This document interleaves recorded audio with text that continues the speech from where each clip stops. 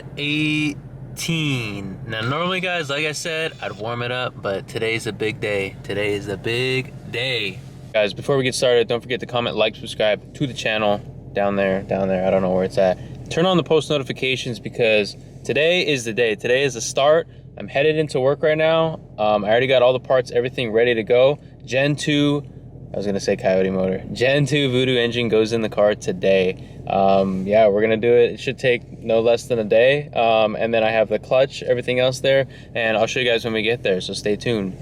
So basically, I'm just gonna be going over with you guys, like, kind of what happened, why we're doing what we're doing. Obviously the car's not broken or anything like that, but like I said guys, there are some plans that are coming for the car. We are planning to do a Pro Charger kit on top of this thing, so I did not want to boost the Gen 1 engine. That's why I wanted a Gen 2 engine, so obviously that was going to be the play, right? Those guys, it just made sense. I put a brand new clutch in it, I put a brand new Gen 2 engine, wait 1,000 miles, break it in, check the oil, check everything, make sure there's no metal, anything like that, any shavings inside of the oil filter, and then from there we can move on to boost, because I just wanted a perfect, strong, healthy, boosted GT350, you know what I mean? Bro, is that an electric Hummer? It is, huh? What the? Dude, that thing's huge! And we are here. Sometimes there's a Shelby up here, or a few Shelbys. Oh, they're all gone. We had this GT for a while, they're working on that.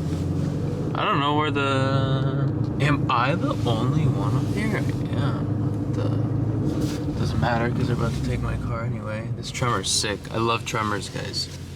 Yeah, Raptors are cool, but a Tremor has like all the same features. It's sick. The last look at her before she goes under the knife today. Yeah, I'll show you guys, hopefully I can get in there and show you guys the motor out and everything else, but I'll show you guys the clutch right now. Alright guys, here it is. Brand new clutch.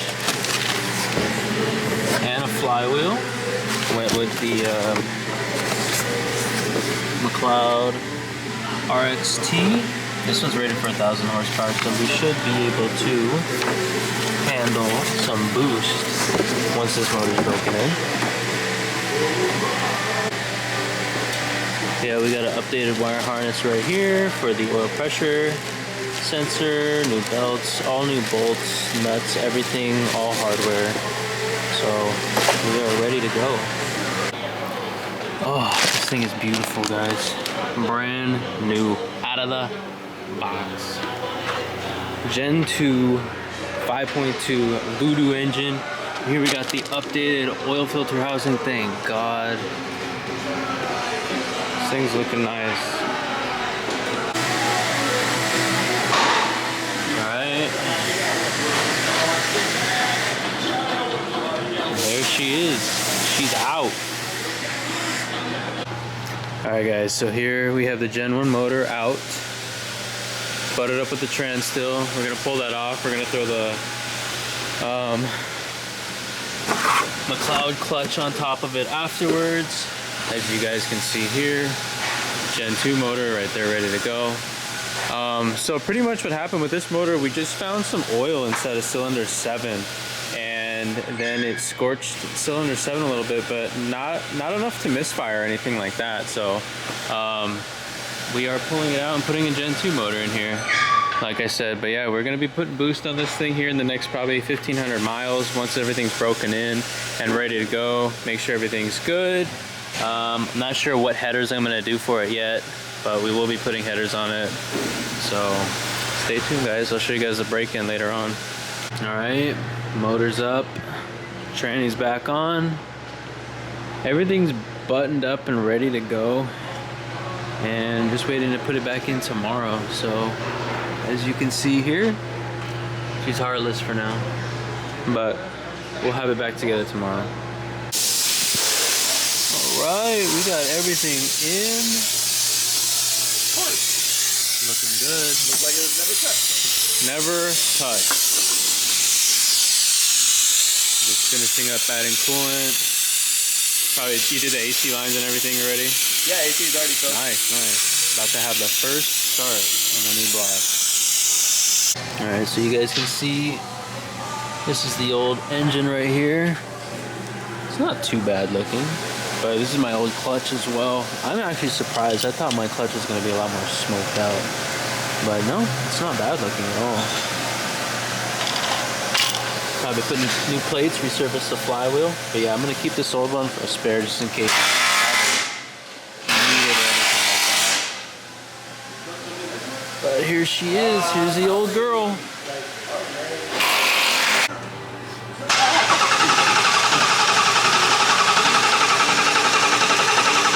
So right now we are just cranking it, building up some oil pressure in the engine. Boom! Alright, now we got oil pressure. It's okay. It's all girl. It's okay. It's okay. There it is.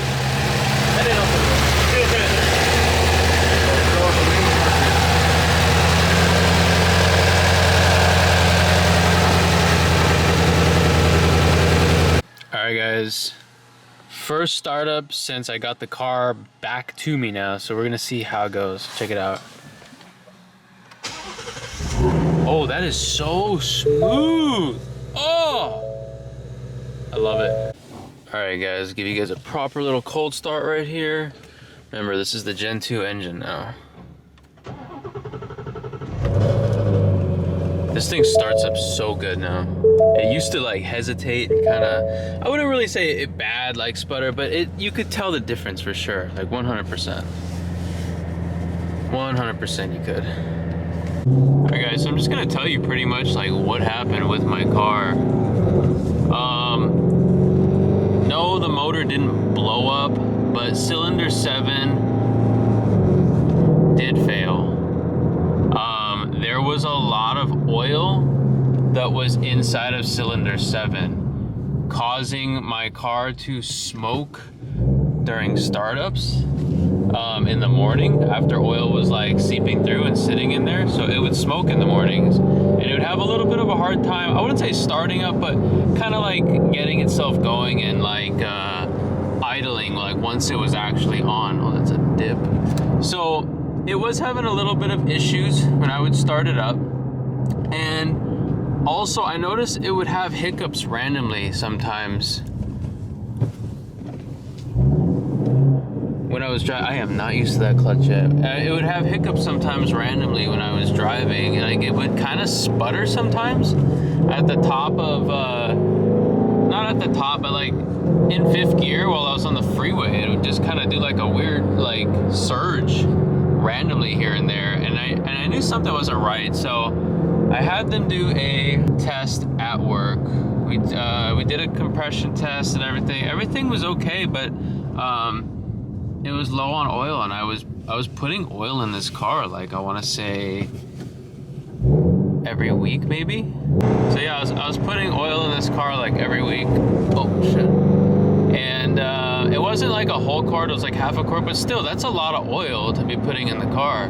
So we did an oil consumption test on it, and at the end of my oil consumption test, you're supposed to drive 1,000 miles on top of the car. They seal everything off, you know, the oil drain plug, everything, PCV valves, oil catch cans, everything's sealed off completely, right? Dipstick, so that you can't technically like tamper with it and drain it, you know? So after the 1,000 miles hit, we checked it, or the tech checked it, and turns out I was getting oil consumption like quite a bit. It was over 4 quarts low of oil in just 1,000 miles, and I didn't even drive the car hard at all. Like I wasn't hard on the car, anything like that. I did a couple pulls here and there, but you know, there's no reason why it should have burned 4 quarts of oil in such a little bit of time, you know what I mean? And I like to do my oil changes about every 3,000 miles. I don't like to do them every 5,000. This is a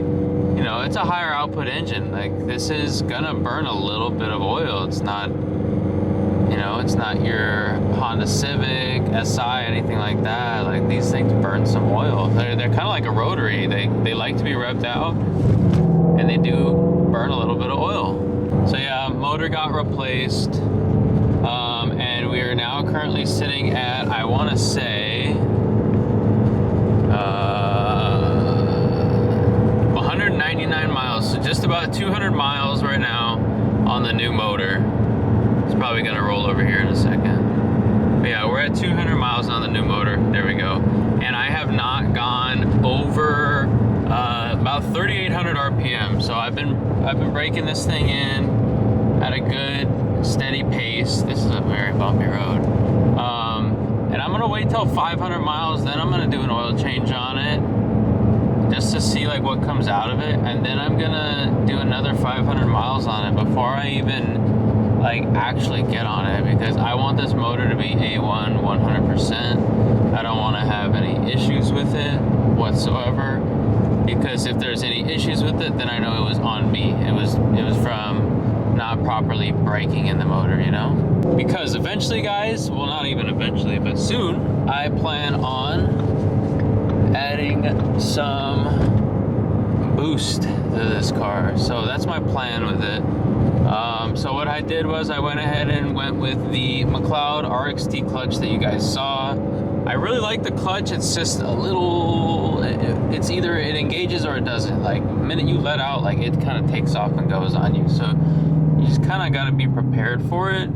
It's similar to the OEM as far as like the spring, you know, like it's not as hard to push the pedal, but it's also not anything like the stock clutch in my opinion. For a week I did heat cycles on it. I went to work, I went home from work, and I did that for about 4 or 5 days, and it's only like 4 miles each way. So I did heat cycles on it. I got to warm it up, let it cool down, warm it up, let it cool down on the way to work and from work. So I did that for about 4 or 5 days, and then finally yesterday we did a drive all the way out to Simi Valley with the SoCal Shelby boys, and I cruised on the freeway at, I want to say about 65 to 70. I got up to 80 a couple times, but I didn't go over like 3,500 RPM.